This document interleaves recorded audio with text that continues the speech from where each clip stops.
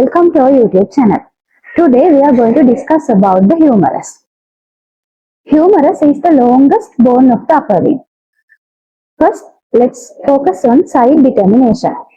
Upper end of the humerus has a rounded head. Lower end is expanded from side to side. The head is directed medially upwards and backwards. So this is a left humerus. Head of the humerus forms about 1/3 of a sphere. This is the anatomical neck of the humerus.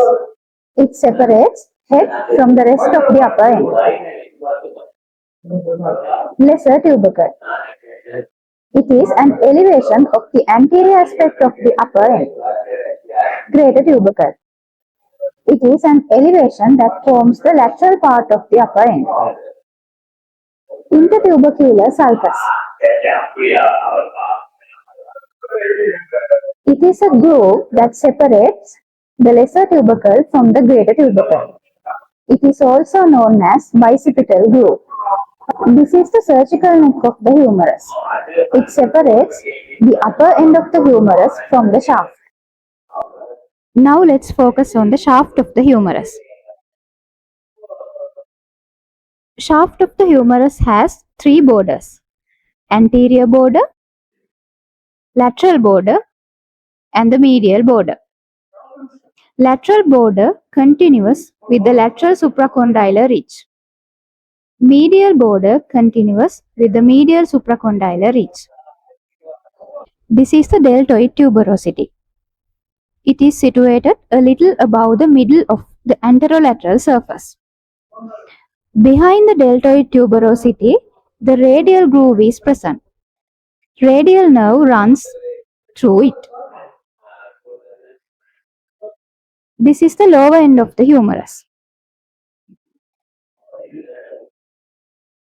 This is the medial epicondyle.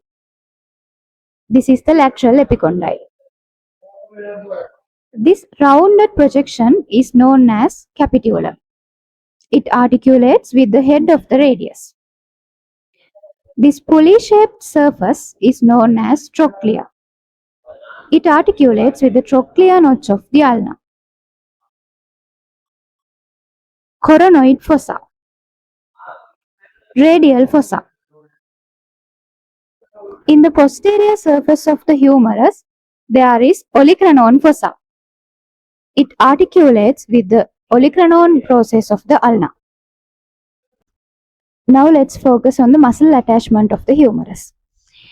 When we consider the rotator cuff muscles, subscapularis attached to lesser tubercle of the humerus.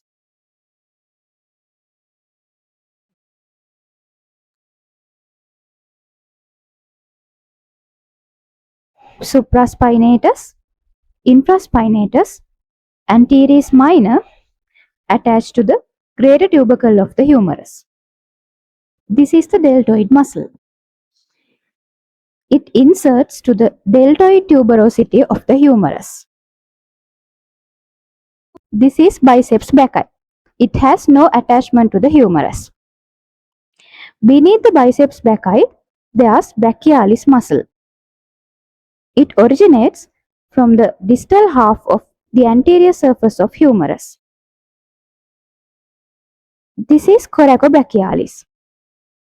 It inserts to the middle third of medial surface of humerus. Now let's move on to the clinical relevance of fractures of the humerus. The fractures of the surgical neck of the humerus causes damage to the axillary nerve. Fractures of the midshaft of the humerus causes damage to the radial nerve. Fractures in the medial epicondyle causes damage to the ulnar nerve.